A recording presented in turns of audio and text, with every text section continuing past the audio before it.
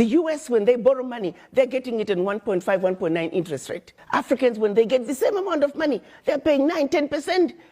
The people who don't need a break, they get a break. The ones who need a break, they don't get a break. The sheer survival of the World Bank, IMF, is based on the fact that African countries and many other developing countries do not succeed. Their success is based on our failure. That has to change. And guess who can make that change? We, the children of Africa, we, the Africans, are the ones who have to say, we know your game now. Enough is enough. We're not playing it anymore. And this is where the diaspora come in. There are more Ghanaian doctors in New York City than in the entire country of Ghana. There are more Nigerian doctors in LA than in the entire country of Nigeria. So let's be serious here. What Africa needs is capacity, capacity, capacity. And that capacity is in the diaspora. So it behooves us to bring the diaspora together. Let them understand what is really going on in our Africa. Diaspora are not going home. Diaspora are angry about Africa because they are not understanding the root cause of why Africa is where it is today. They think getting rid of a president will take care of the problem. Far from it. That president is just going to be replaced by another one who is going to equally suffer from the same difficult environment to work in. So let's look at an Africa that must be free to take care of herself, an Africa that's free from exploitation from outsiders. The multinationals who are stealing from Africa every day in broad daylight. I use an example of the DRC. If you ever fly very low over the DRC, you'll see tarmacs in the jungle. You'll see 747s flying into DRC, picking up minerals and flying right out. The same multinationals are responsible for arming young people and giving them MK-16s. Because why? Their satellites in the skies are telling them where that village is. There are lots of diamonds. So what do? Arm young people, drag them up, and send them to go chop off a few heads. The rest of the village runs away, so they come behind and do their illegal mining. We black people must understand what is really going on. Because what we are shown instead is, oh, look at those Africans killing each other.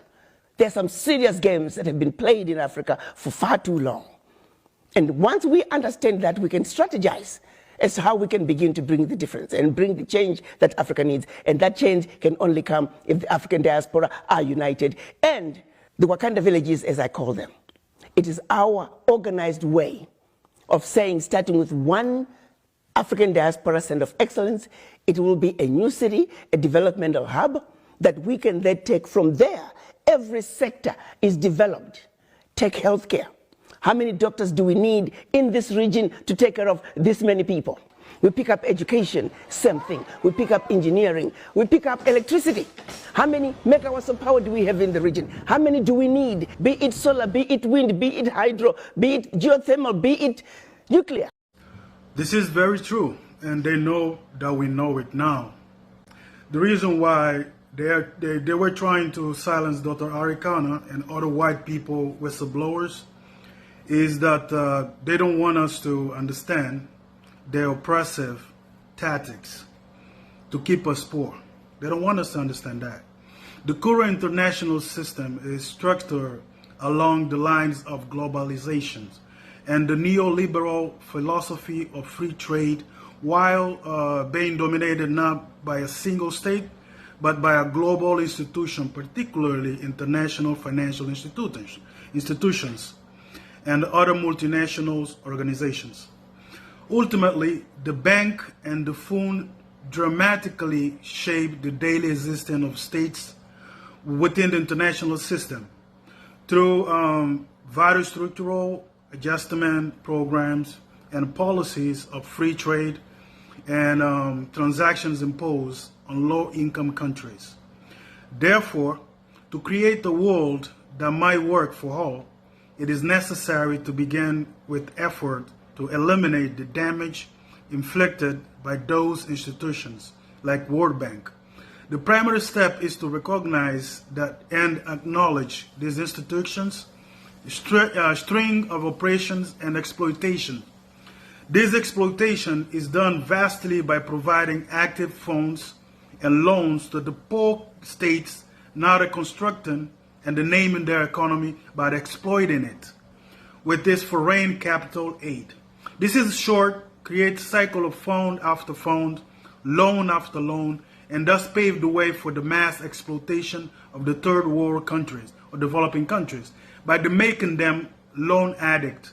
It is a phenomenon that gets generated as soon as a country accepts the terms and condition of structural adjustment plans and then self-replicates as the World Bank and IMF reward still more loans, thus in the long run, deepening the debt of the respective states. And it can best be put into an analogy of a firefighter, for example, trying to put out a fire with a gasoline. All right? Just imagine what's going to happen. They do this exactly to keep the narrative of white supremacy being superior to other races, which in reality is sabotage. I mean, what is the glory of winning by sabotage and robbery?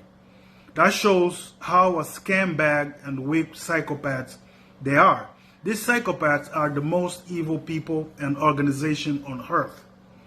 The new generation of Africans leaders gotta come together and destroy these organizations, World Bank, International Monetary Fund.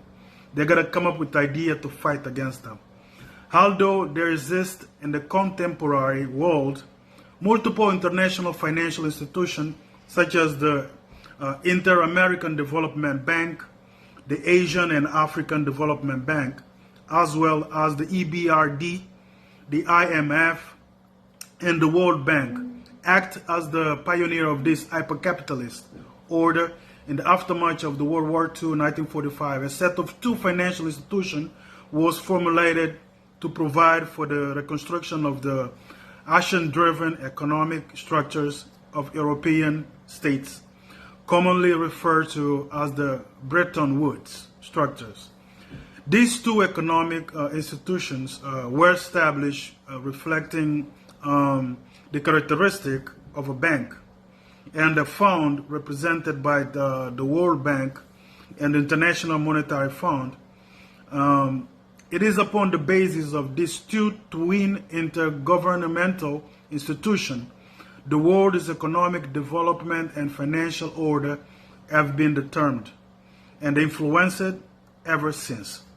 Initially drafted as a Bretton Woods institutions and steered by the U.S., both the bank and the fund focus on reconstructing the broader economy order of the world by providing loans and funds to developing states, in addition to generating new policies for the regulation of capital and other developmental projects, particularly in the wake of yet another war, Cold War against communism.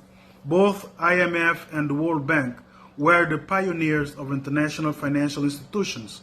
Both were established to provide support and aid to war-torn and transitioning economies along the other long-term goals of reducing global poverty through international economic integration and cooperation.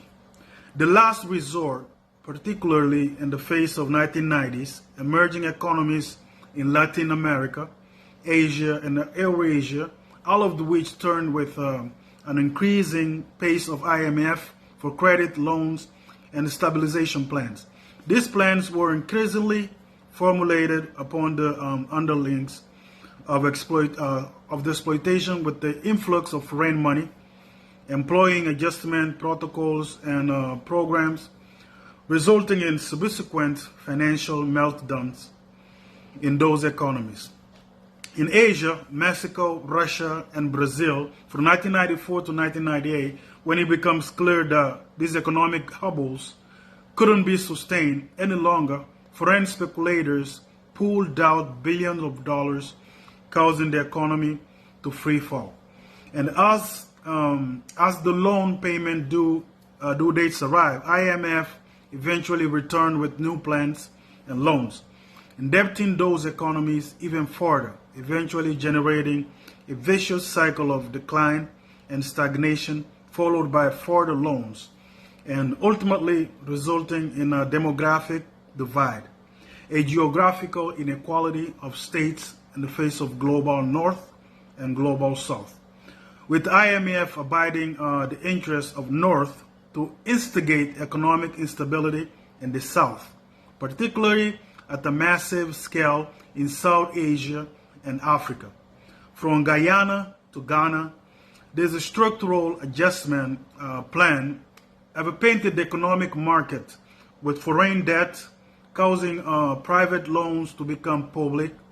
And the main objective of this plan and policies, as stated by many scholars, is not to seek repayment of dues or economic building of development state, but to reduce the government protectionist policies in those states, making them dependent upon the influx of foreign capital, mainly dollar. All right, so you have idea what's going on right here. IMF and Africa, okay? The poor state of the African region is not a secret to anyone. It is a region down in poverty, anger, death, illiteracy, disease, and civil strife. This state of circumstances dictate one thing: the transition from colonialism to economic imperialism, given that the African region is still under the foreign control of Western states. This new dynamic exists under the pretext of economic imperialism, under which Western states still control the region through foreign loans and aids provided mainly by the IMF and other financial institutions. These aids, funds, and loans have not only increased the mountains of debt in African countries, but also made them practically chained to foreign dependence. Without this aid, the region can merely sustain itself. This has seemed to happen through multiple SAPs, extended by the IMF to the African states. These SAPs began being prescribed to African states in the early 1980s to help them face the economic crisis that was estimated to be hovering over the region. The concern originated with corrupt governments spending a lot while the capital wasn't reciprocated, with the same revenue causing a mass budget deficit. Thus, as a mean to express support, structural adjustment programs were initiated as a neoliberal strategy to help mobilize the rigid economic system through optimal free trade in markets. This aimed at the privatization of the economy with an increase in private enterprise and a decrease in the government economic policy in the form of trade liberalization by lifting taxes and tariff, price control, and governmental subsidies. These structural adjustment plans were laid out as a precondition to further loans and funds by the Bretton Woods structures, particularly IMF, to ensure a follow-up of any future debt crisis. Many states were reluctant to uphold this plan and agreed to its terms, of course, but eventually obliged it out of the desperate necessity with the hope that recover and reconstruct their platform, firstly independence, but only to find themselves hovering under the debt being alleviated to 8 times with absolutely no recovery in economic balance. The neoliberal ideology of SAPs in the increasingly globalized world didn't benefit it with a comparative advantage. Instead, sucked the region in resources dry, resulting in nothing but mass poverty within the region itself. This was the case in Ghana, this was the case in Guyana, and this has been the case in Mozambique, where instead of instigating profit and a sustainable economic environment, the IMF initiated SAPs. Went wrong. The world today is most on a part upheld and governed by international financial institutions. This institution, alongside other super national and multinational organizations and corporations, sustain and regularize the economic system to deplete any potential crash. This game of economic power play within the hands of the non-political agents at international level, began with the onset of the Bretton Woods system, which paved the way for the World Bank and the Monetary Fund, both of which were devised to reconstruct the already lost structure and sustain it from any future recession. But things do not always go on as they are planned. For the most part, it will be entirely accurate to state that these institutions were a signature move of American triumph, declaring to the world the power transition and the end of America, for dividing whom these institutions were established in the first place. Both were exploited from the start, basing their policies upon American will. Therefore, ultimately moving on to produce policies and generate such programs which will benefit only the powerful at the expense of the poor states or developing nations. This exploitation and oppression are much inflicted in IMF, Structural Adjustment Program, and the economic policy of liberation and the currency devaluation, upon the basis of which the free trade rhetoric is used to disrupt the social fabric at both state and regional and international level, followed by grants, funds, and aids projected onto underdeveloped nations. For example, in Africa, not to help in developing projects, but to maintain this cycle of dependency as described under world system theory. Thus, to create the IMF and the other international financial institutions, cash start these nations to generate their interest is correct. It is done by steering the string of oppression to make them loan addicts, with the long-term strategy of dependency, not interdependency. The Marshall Plan provided the first glimpse into this strategy, further making its way into the Cold War, like Truman Doctrine upon the shoulder of the bank, and the fund ultimately leading to a post-hegemonic international order. This is what's happening in Africa. This is what they do.